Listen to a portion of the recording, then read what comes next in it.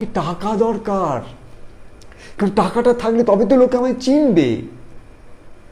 টাকাটা থাকলে তবে তো আমি আমার মনের ইচ্ছাগুলো পূর্ণ করতে পারবো। আর যদি টাকা না থাকে কেউ আমায় চিনবেই না, তার মানে 5 জন আমায় চিনবে, এটাই আমার জীবনের মূল উদ্দেশ্য হয়েছে। কিন্তু ভুলে যেও না, 5 জন আমায় চিনুক এটাই আমার সব ইনভেস্টমেন্ট। 5 জন আমাকে রিকগনাইজ করুক এটাই আমার সব ইনভেস্টমেন্ট। কিন্তু সবার আগে যদি এমন হতো আমি আগে নিজেকে চিনি, আমি আগে নিজেই নিজের বন্ধু হই, আমার মনটার সঙ্গে আমি নিজে আগে বন্ধুত্ব করি। বাবা কি বললেন? লোকে আমাকে শরীর ভেবে ভেবেই মাটি করলে, মাটি করলে বলে তো যেটা দিতে এলাম সেটা আর কেউ নিল না।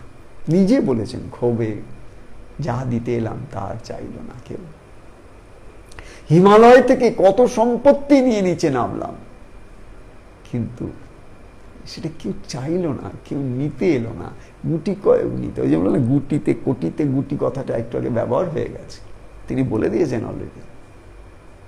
সাধনা তোমার শরীর মনকে শুদ্ধ করার চেষ্টা মাত্র। দেখো সাধনা জিনিসটা কি জানো? এটা বাবা লোকনাথের কথা। মনকে শুদ্ধ করা এটাই তোমার সাধনা, তপস্যা, যা কিছু। সাধনা তোমার শরীর মনকে শুদ্ধ করার চেষ্টা মাত্র। বাবা লোকনাথ বলছেন তোমার মন যেদিন শুদ্ধ হলো তুমি তোমার গুরু হলে, তুমি আর গুরু তখন আর আলাদা রইল না।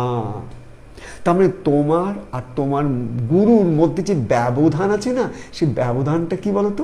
ব্যবধান হচ্ছে তোমার মনের অপবিত্রতা, ব্যবধান হচ্ছে তোমার কর্তৃত্ব জ্ঞান, এটাই ব্যবধান, আর কোনো ব্যবধান নেই। তুমিই গুরু, গুরুই তুমি।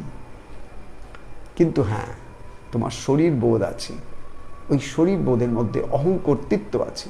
ওই অহং কর্তৃত্বের মধ্যে আর 5 জনের ওপর তোমার কর্তৃত্বটাকে জাহির করার একটা সুপ্ত বাসনা তোমার মধ্যে অহোরাত্র কাজ করছে। এই জন্য তুমি অ্যাপ্রিসিয়েশন চাও, অ্যাটেনশন চাও। তোমার অ্যাটেনশনটা কিন্তু তোমার গুরুতে তুমি রাখতে পারছো না, কিন্তু সবার অ্যাটেনশনটা তোমার প্রতি আসুক এই ব্যাপারে কিন্তু তোমার ভীষণ সজাগ দৃষ্টি। কার কার অ্যাটেনশন তোমার প্রতি আছে আর কার কার অ্যাটেনশন আগে ছিল এখন একটু কমছে বলে মনে হচ্ছে। That decides your state of happiness or unhappiness. Who are the people who are putting their attention to you? And who are the people who are no longer having that relationship, who is giving attention to you? That is deciding your happiness or unhappiness, because you cannot put your attention to your own self. তোমার নিজের ভেতরে ঢোকার ক্ষমতা নেই, তাই তুমি বাইরের সবার অ্যাটেনশন খুঁজে খুঁজে দিনের পর দিন তোমার সমস্ত এনার্জিগুলোকে ইনভেস্ট করে দিচ্ছ। সাধনা তোমার শরীর মনকে শুদ্ধ করার চেষ্টা মাত্র। শুদ্ধ হলেই আত্মজ্ঞান এবং গুরুকে জানা একই সঙ্গে হয়। কি অপূর্ব কথা! যেদিন তোমার মন শুদ্ধ হলো, বাবা লোকনাথের বাণী শোনো, যেদিন তোমার মন শুদ্ধ হলো সেদিন কি হয়ে গেল? তুমি গুরু এক হয়ে গেলে, তুমি ইষ্ট এক হয়ে গেলে।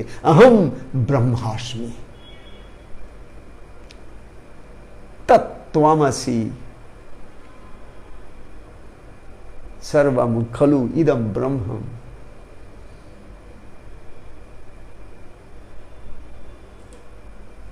তার মানে কি? আমি যখন আমার মনের এই অপবিত্র ছানিটাকে যদি একবার কাটতে পারি, তাহলে কি হয়? তাহলে এটাই হয়, আমার আর গুরুর যে ব্যবধানটা আমি একটা ফলস ব্যবধান সৃষ্টি করে রেখেছি, একটা প্রিটেন্স, একটা ফেক, একটা এক্সিস্টেন্সিয়াল রিয়ালিটি তৈরি করেছি আমি। ওই এক্সিস্টেন্সিয়াল রিয়ালিটিটাকে যেদিন আমি একটু একটু করে অপসারিত করতে পারবো, পথ থেকে সরিতে পারবো, সেদিন আমি গুরুর কাছে যাচ্ছি। আর তাছাড়া এই যা কিছু দেখো গুরুকে নিয়ে মাতামাতি, ওগুলো সব বাইরের, ওগুলো সব বাইরের। ভেতরের জিনিস চাই। গুরু যে তোমার ভেতরে বসে আছেন, ভেতরের থেকে ভেতরকে দেখেন, যাতে করে তোমাকে একদিন আত্মসাৎ করে নিতে পারেন। আত্মসাৎটা কি করবেন?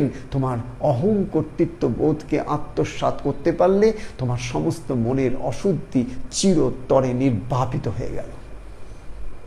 জন্ম জন্মান্তরের সংস্কার জ্ঞান অগ্নিতে মুহূর্তে ভস্মীভূত হয়ে গেল। এই অজ্ঞাননাশক যে জ্ঞানটা, এই অজ্ঞাননাশক জ্ঞান যে অজ্ঞানকে, জন্ম জন্মান্তরের অজ্ঞানকে, অহংকর্তৃত্ব বোধকে যার এক লহমা দৃষ্টিতে কৃপাতে ভস্মীভূত হয় তিনি গুরু। তার কারণ যখন অজ্ঞানের অন্ধকার বিদূরিত হয়, যেখানে আলো ছিল সেই আলোই আত্মপ্রকাশ করে, যেখানে আত্মা ছিল আত্মা আত্মবৎ নিজেকে প্রকাশ করে, নতুন কিছুই আসে না। গুরু আগে ছিলেন, এখন আছেন, পরে থাকবেন, তিনি আত্মপ্রকাশিত হন। মধ্যে থেকে যে একটা ফলস আইডেন্টিটি ঢুকেছিল সে সরে গেল মাত্র, এর বাইরে কিচ্ছু হলো না, এর বাইরে কিচ্ছু হলো না। পাথরের মধ্যে যে দেবতার রূপটা ছিল, গুরু এসে অ্যাজ এ স্কাল্পটার তোমার অপ্রয়োজনীয় পার্ট অফ দি পাথরটাকে কেবল ফেলে দিতে সাহায্য করলেন। তোমার মধ্যে যে দেবতা ছিলেন, আছেন, থাকবেন সেটা আপনার থেকেই বেরিয়ে এলো, সবাই দেখতে পেল তোমার দেব স্বরূপটাকে। কেন? তোমার মধ্যে আসরিক বৃত্তি হচ্ছে তোমার অহংকর্তৃত্ব, অহংকারী অসুর। অহংয়ের অসুরের মৃত্যুর জন্যে, তার ট্রান্সফরমেশনের জন্যে একমাত্র মায়ের কাছে প্রার্থনা যে মা তুমি ছাড়া কে আমাকে করবে, কে আমাকে মুক্ত করবে। তাই এগুলো, এই যে জানবে দিনের পর দিন এই যে জ্ঞানের কথা আমরা আলোচনা করছি, কত জ্ঞানের কথা আমরা বলছি, শুনছি, কিচ্ছু লাভ নেই এতে, কিচ্ছু লাভ নেই, কিচ্ছু লাভ নেই। যতক্ষণ না এগুলোকে আমরা আমাদের নিজেদের দাঁতের তলায় ফেলে চিবোতে আরম্ভ করবো, ততদিন কিচ্ছু লাভ নেই। গোষ্ঠীদ্বন্দ্ব, নিজেদের মধ্যে খেয়েই নিন্দা চর্চা আসে কোত্থেকে এগুলো? যারা গুরুকে অবতার বানাতে যায় তাদের মধ্যে এই প্রবণতাটা বেশি হয়। যারা নিজেকে চেনার চেষ্টা করে তাদের মধ্যে এই প্রবণতাটা আসবে না। তুমি একটা পাথরকেও গুরু তৈরি করে যেদিন নিজেকে চেনার সাধনা করবে, পাথরটা অনেক বেটার গুরু হয়ে যাবে তোমার কাছে।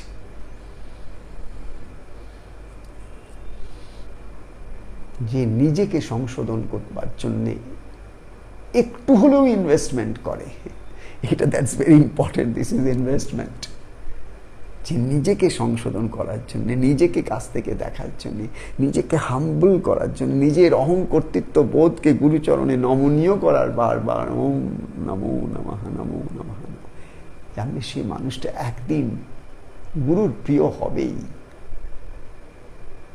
গুরু কিন্তু যে তার সব থেকে প্রিয়, তাকে যদি কাছে ডেকে গুরু যদি বলেন তুই আমার সব থেকে প্রিয়, don't take that words, please don't take that words. Because গুরু কখনো সত্যি সত্যি কথা বলবেন না, because it is a very false statement. যে প্রকৃত প্রিয় গুরু তাকে কখনো কখনো কখনো বলবেন না তুই আমার সব থেকে প্রিয়। এটা স্বামী স্ত্রী একে অপরকে বলবে, because it's a false thing. I love you so much. False. It's a false statement. গুরুকে চিনতে গেলে নিজেকে চিনতে হবে। That's my message today.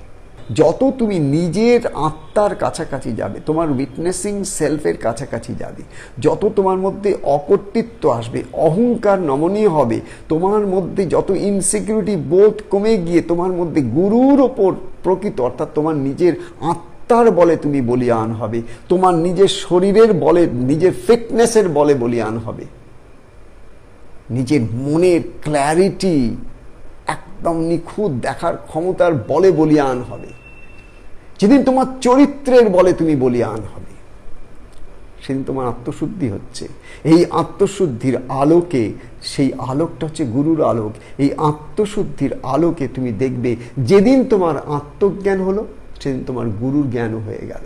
এটা আলাদা আলাদা কিন্তু হতেই পারে না, কেন এই দুটো আলাদা নয়। আত্মজ্ঞান এবং গুরু কে, এই দুটো এক। এর উত্তর কিছু নেই, এর উপলব্ধি আছে, এর প্রজ্ঞা আছে। বুদ্ধিতে এটা কাজ হবে না, কেননা বুদ্ধি এর কোনো পৌঁছ পায় না। আত্মজ্ঞান এবং গুরুকে জানা একই সঙ্গে হয়। সে গুরু কেবল শরীর নন, যেমন তুমি শরীর নও। তুমি যাকে আলটিমেটলি গুরু ভাবছো সে কিন্তু শরীর নয়, এটা তো মুখের কথা। তাহলে কি তিনি? তুমি যদি বলো তিনি হচ্ছেন ভগবান, মুখের কথা, ইটস নট ট্রু। হ্যাঁ গো, তুমি যদি বলো আমার গুরু ভগবান, এটা তো মুখের কথা, তোমার তো উপলব্ধির কথা এটা নয়।